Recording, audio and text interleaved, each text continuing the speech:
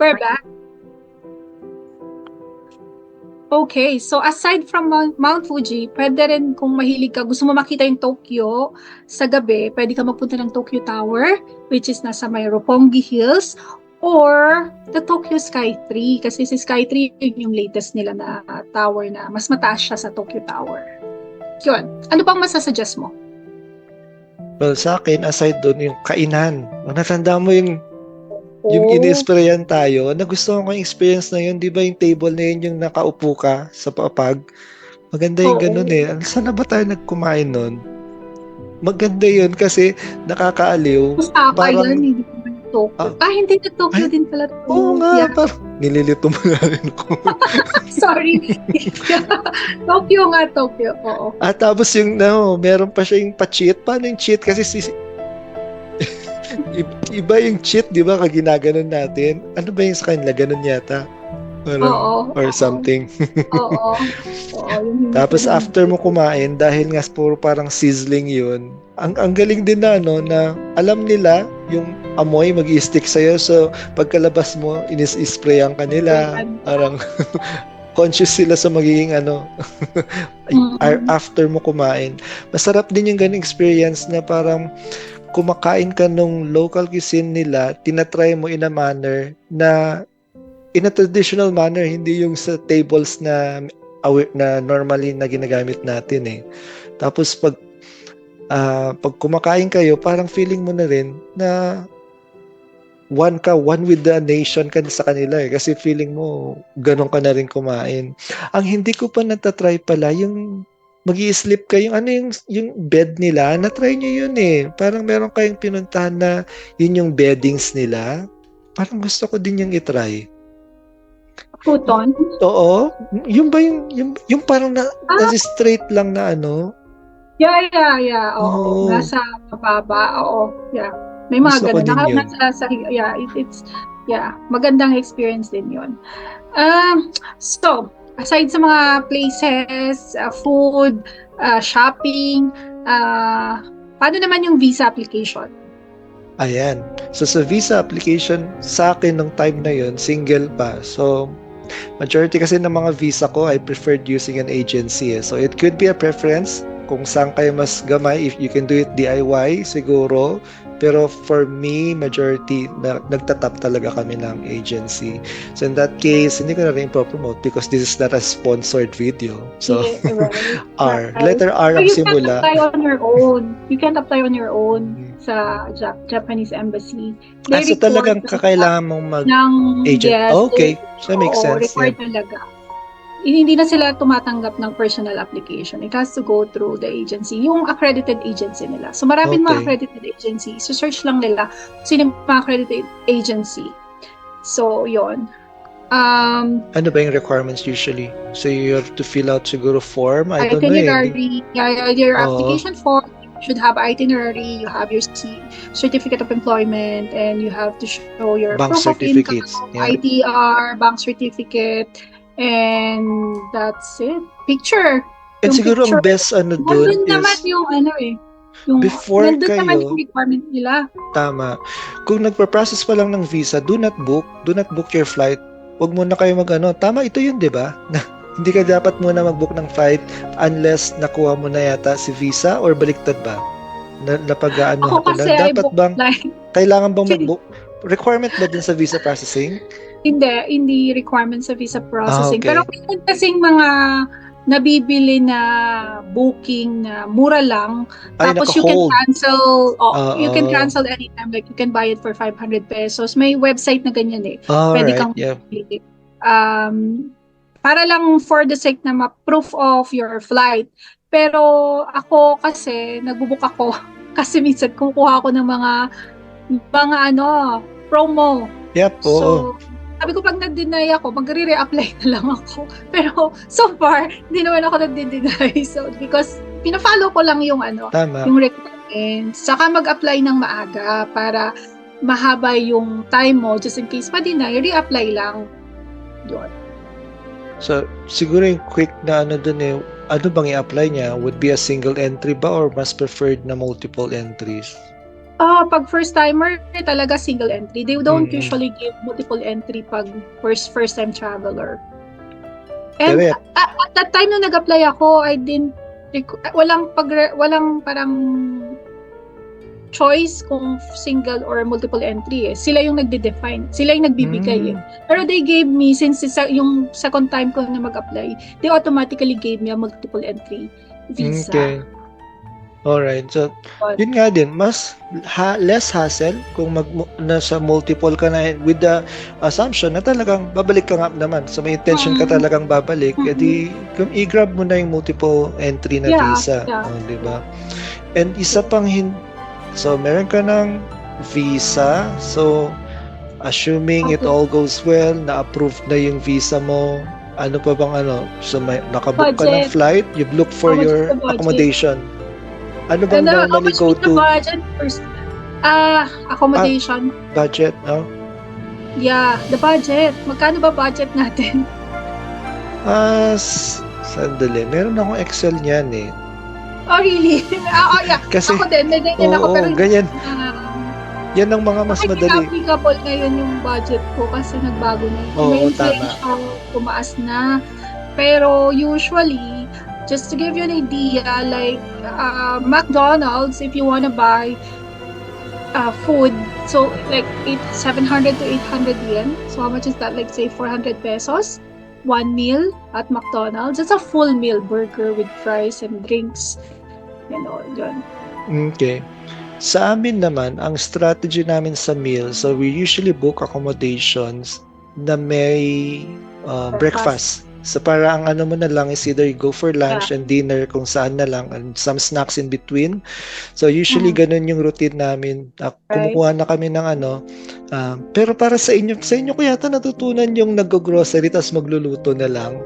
Para, Yes, 'di ba? kasi, Isa ding tips yun eh. Oo, para makatipid. Kasi usually Oo. yung travel namin, 9 days, 2 weeks, ganyan, mahaba. So, masyadong masakit sa bulsa pag araw-araw kang kumakain sa labas. So we prefer na meron yung accommodation namin, merong small kitchenette. So, Yep. nag-grocery kami, tapos natatry namin yung mga pagkain nila. Usually naman, prito-prito lang naman yung niluluto Yeah, namin. tama. Tapos, mga sausages, ganyan. Oo. Egg, for morning, ganyan. Kung hindi ka naman maselan sa food or wala kang allergy, pwedeng ganyan option. So at least meron silang mga pagpipilian. May mga Pero pag mga accommodation. short visit, like we move from one place to another, like halimbawa, pumunta kami noon ng Shirakawa Go. So it's a very far siya from our hotel.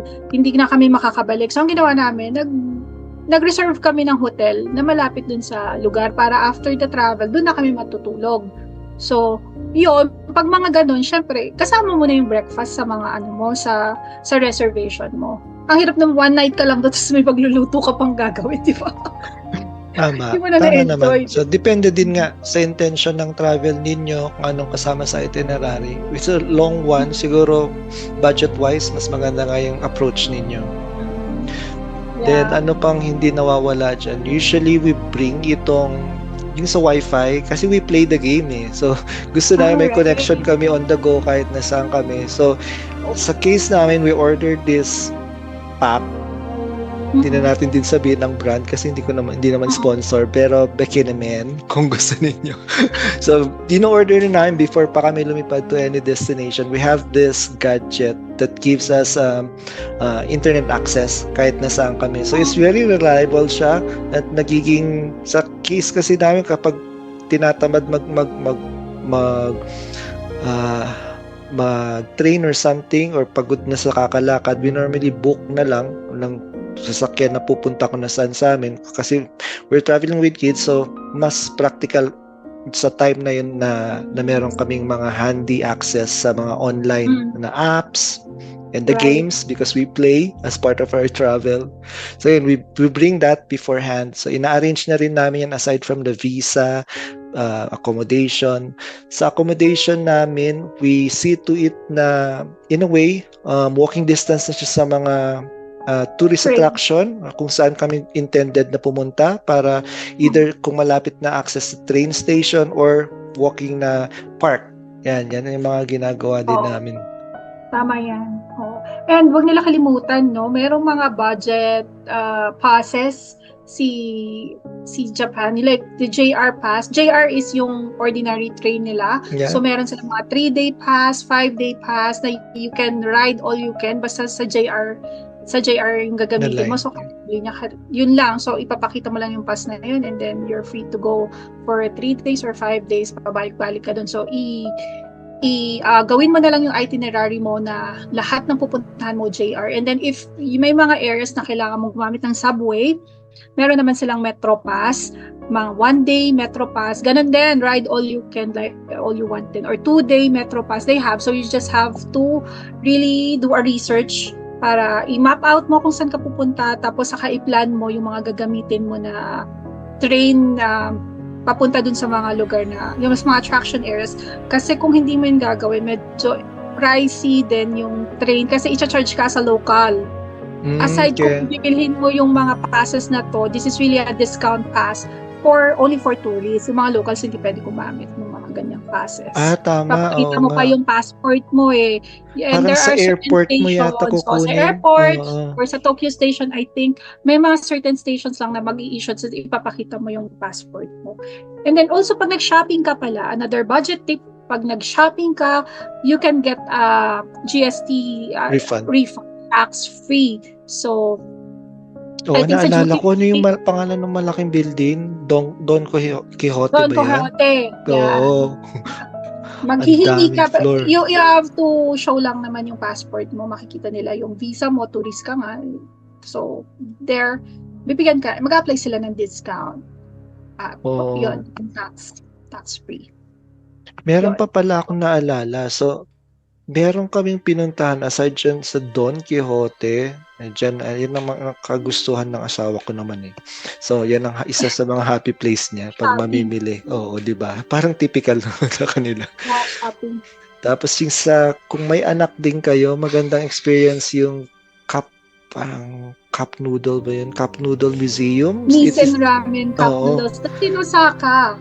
Meron din siya sa Yokohama na ikaw magde-design, ikaw magpapak kung ano yung flavor, aayusin mo, tapos isisil nila, dadaan siya sa then ikaw magde-design, pwede mong mag-paint or mag-draw dun sa cup. Ang ganda ng experience yun kasi tuwang-tuwa yung anak ko dun eh. So, maganda din kung mayroon kayong mga kids at siguro sa sarili nyo kung natuwa kayo. We went there too, pero sa Osaka naman. Oo. Ako din nag-enjoy, hindi lang yung bata. Kasi you can design your own cup.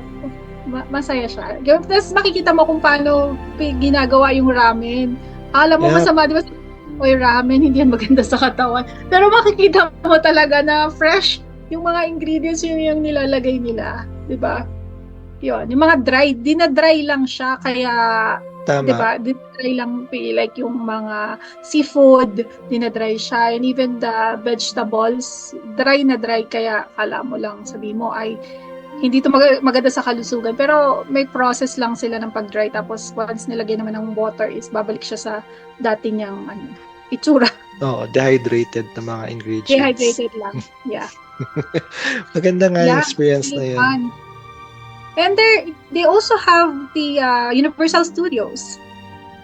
Tama, oo nga. So kung fan ka ng Harry Potter, you can go there. They have the Harry Potter ride there.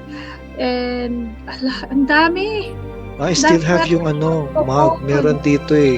Kasi merong root beer doon na pag yun yung binili mo, kasama na rin yung mug. So, souvenir mo na rin siya. So, doon nila ipo-pour yung drink, iinumin mo doon. Once na naubos mo, sa'yo na yung mug. So, maganda nga yung time na yan. Naalala ko, noong, we have this stroller and naaliw pa ako kasi bawal mo ipasok yung stroller doon sa Hogwarts na place eh.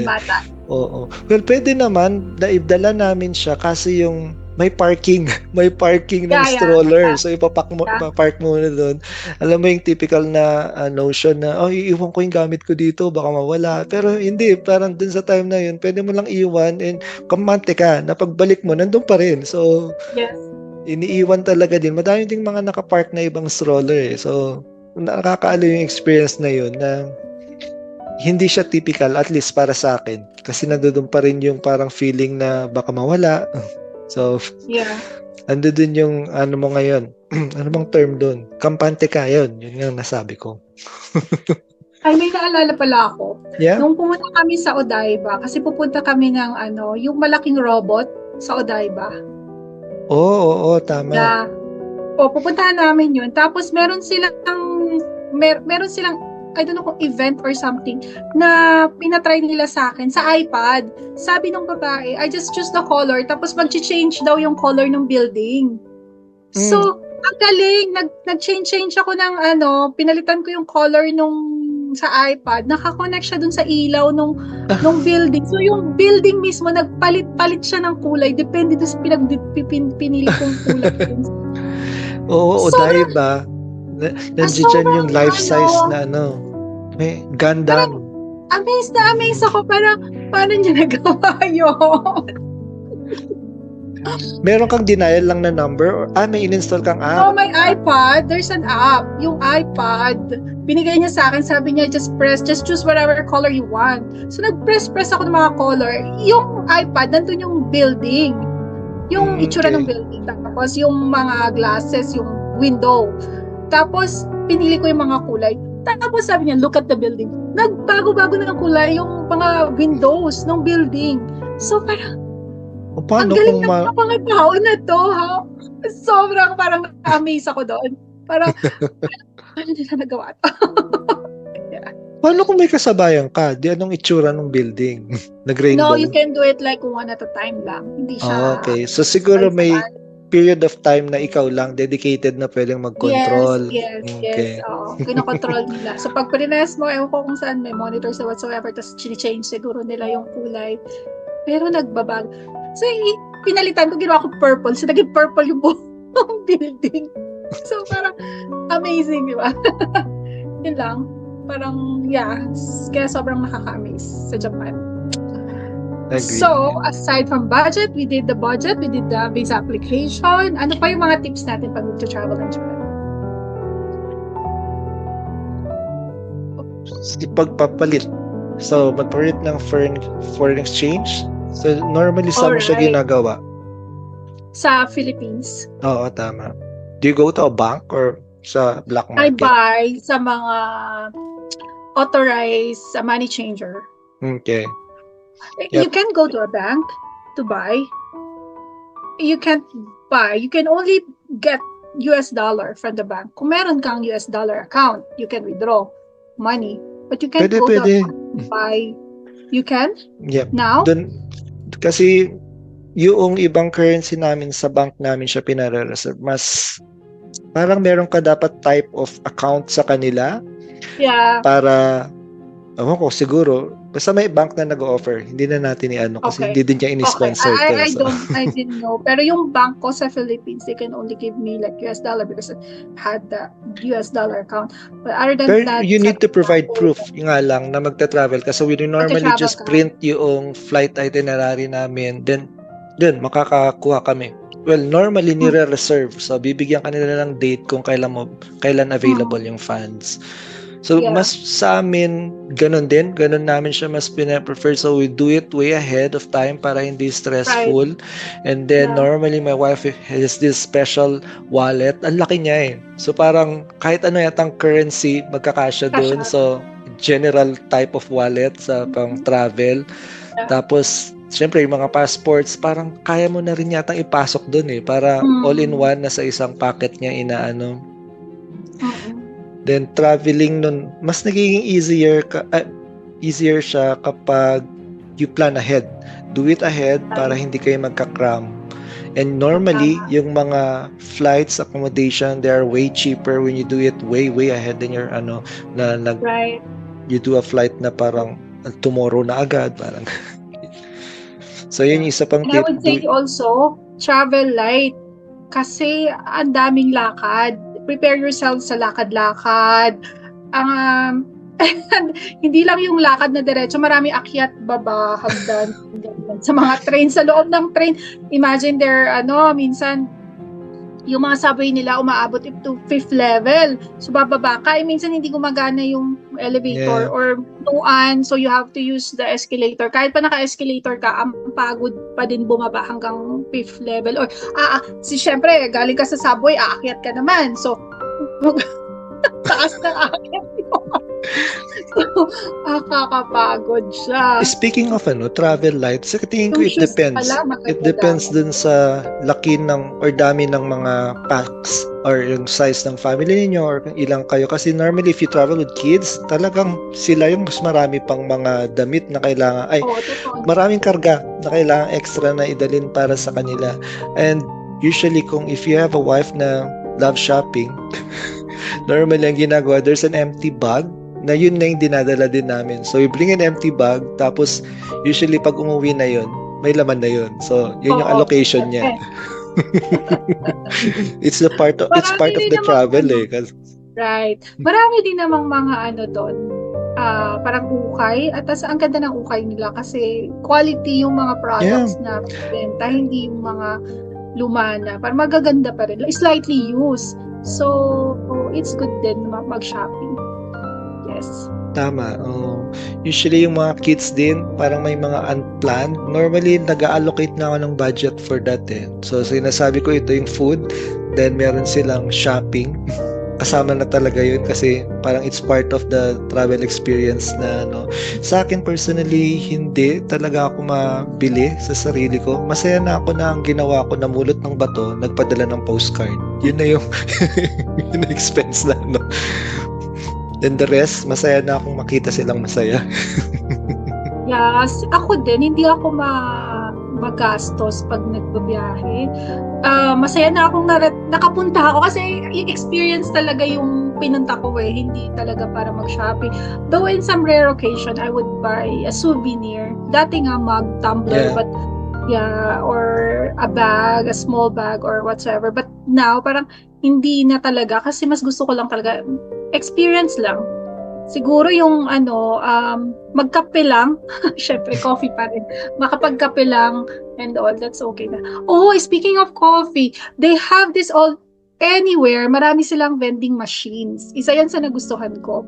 And yung mga vending machines, surprisingly, pwede kang makabili ng kape. Yeah, tama nga. Drinks and Naalala food ko nga yan, tayo also yata have yan. coffee. Kasi nilalamig na yun. Nilalamig na sila sa bumili mula sa vending machine, nagdi-dispense din ng hot na coffee or drink. Hot coffee, di ba? And yung vending machine na experience ko, hot coffee in can. Pareho ba tayo pinag-uusapan nung kasama natin? Yung naka-Baguio outfit lang siya.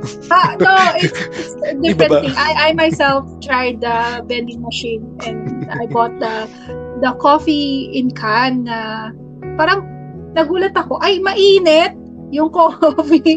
So, nakakatuwa siya. So, pag nagutom ka, isa pa rin yun, may mga, magkala, 110 yen, 120 yen, nagre-range sa mga 50, 60 pesos. Ay, do you collect ba? Yung mga bills or coins nila? Parang yun din yata isa kong ginagawa. Dati,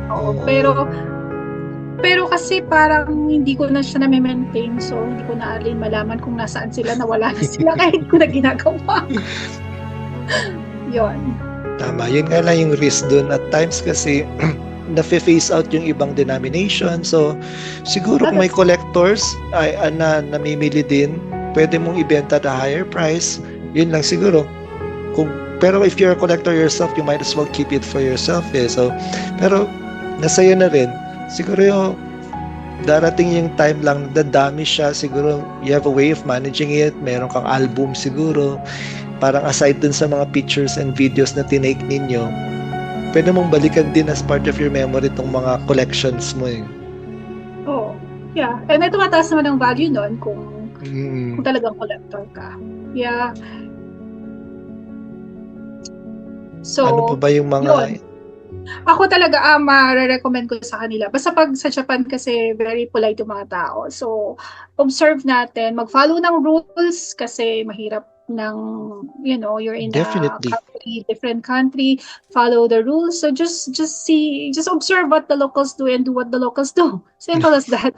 So it's kasi may mga bagay na they they won't treat you nice if hindi ka magpa-follow sa norms nila. Kasi nababastusan sila. So, kailangan talaga din, napakaano nila, kung mag-bow sila, then bow. Pag, di ba, pag nag-excuse me sila, then say, excuse me. Tapos, isa sa ayaw nila yung maingay. So, sa mga trains, sa mga public places, as much as possible, bawal maingay. Kasi, syempre, as a respect, Yep. doon sa mga I think in local. general din naman. So, ayaw mo din naman na nakaka-disrupt ka or something. So, Yes. be yourself. And yung Alam mo, pagpila, di ba? You have to fall in line sa lahat bibili, sa pagsakay sa train, sa pagbili ng ticket, sa everything. Matyaga silang pumila. Bawal po yung ginagawa natin na singit-singit. at syempre mga tapon ng basura, di ba? Yes, of course, nakakaloka ang Oo. mga nagtatapon ng basura. Napakalinis. At saka wag naman mag-pick ng flowers din. Oo nga, Bawal din tama. na ganyan. Just tingin-tingin lang, picture, and that's it. Never nga kami humawak eh. Never ako naghawak-hawak ng Enough na makita bulaklak. mo. Masaya ka Yes. na eh. Oo. Kasi yung iba, they take pictures sa hinahawakan nila, yung mga nagtatago sila dun sa mga bulaklak para makuha. So, it's not nice kasi yung mga locals, if you see them, how they respect let's say the cherry blossom, kasi it brings money to them dahil sa cherry blossom, nagkakaroon ng maraming tourists and all. Makita mo yung sweeper nila in the morning, nag-thank you pa at babaw dun sa puno ng sakura. Kwento ka nga before, di ba parang gina-jacket pa nila or something ba? Oh, yes, gina-jacket nila kapag winter yung mga puno. Kasi that's part of their protecting naman talaga yung puno para hindi magkasakit.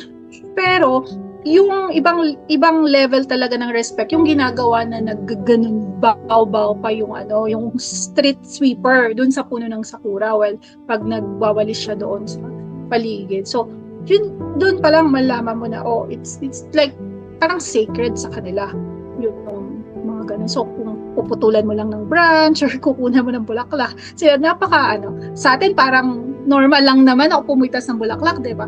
Pero we should respect the culture and the norms and tradition of the people, yung host country na pupuntahan natin. Okay, ang mahiwagang tanong dyan, babalik ka pa ba? May plan kang bumalik? Yes, of diba? course. Same. Yes, of course. Kasi may mga, di ba parang isa sa tagline nila is Japan Endless Discoveries, which is true. Marami pa akong hindi napupuntahan, especially sa northern part. I wanna see Nagano Prefecture. Meron sila dong winter festival na naglalight sila ng candle sa gabi doon sa area. Tapos pwede kang mag-walk doon. It's a different experience. They also have yung sa Hokkaido, yung winter parang fishing, lake fishing during winter. Oh, okay. Nag-fish ka, nagdi-drill ka ng hole. Ng small hole. Yun. Maganda ring experience yun. Skiing. We did the skiing, di ba? Umakyat pa. Yes, we did. Yes, we did. Yes, we did. Sledding. We did the sledding, I think. Not skiing. Marami pa. Gusto ko rin makapunta ng Yokohama. Di ba ako nakapunta ng Yokohama? Kaya ka di pumunta doon kasi Hiroshima, gusto ko mapuntahan yung Hiroshima. Maganda daw sa Hiroshima. So, ang dami ko pang i-explore. So, I hope madami pa. Malaki-laki kasi siya eh. So, ang kagandahan lang doon, highly accessible because may mga connection through trains. So, yun yung isang pagandahan. Talagang yung mga tourists would be able to travel around. And yeah, I think there's more. Itong mga discussion natin are just an overview based on our experience, and for sure there's a lot of travel experience and tourist attractions na hindi pa rin natin personal nakita, and we look forward on hearing them. Baka meron ka, yes, ikaw, huwag ka nang tumingin sa likod, ikaw, meron ka sigurong gusto lang ikwento, i-comment down below mo lang, ikwento natin yan, hindi mo baka malaman, ikaw ang ma-feature na ating commenter of the day, di ba? So lagay mo lang sa comment yan, and ngayon, tignan natin kung saan tayo ba susunod na pupuntahan natin. So, this time, piliin natin na somewhere na nandiyan pa rin sa Asia Pacific region. So, saan ba tayo gusto nating pumunta next, Eloy? At least for our discussion next. Yeah, since galing na tayo sa Japan, gusto kong pagpunta sa South Korea. That sounds great, di ba? Isa din yan na mga highly anticipated na puntahan ng mga turista, and malalaman natin kung bakit. So, tune in sa susunod nating episode at tignan natin kung saan nga pang mga pwedeng nating dalhin or puntahan sa South Korea. Is it accessible ba para sa mga tourist na tulad natin? Is it great to be joined by friends or family ba? Malalaman natin yan sa susunod na episode natin dito sa Team Kapehan. At sa ngayon, tatapusin muna natin to sa pamigitan ng pagpapasalamat muli sa ating mga nanood, nakinig, nag-comment sa atin. Continuously provide those feedbacks as we move along into this journey of podcasting. So, again, ako si Prince. Ako si Eloy at marami pong salamat sa inyong lahat at kita-kita tayo sa aming susunod na episode. All right. Thank you, everyone. Bye! Bye. Arigatou gozaimasu. Bye!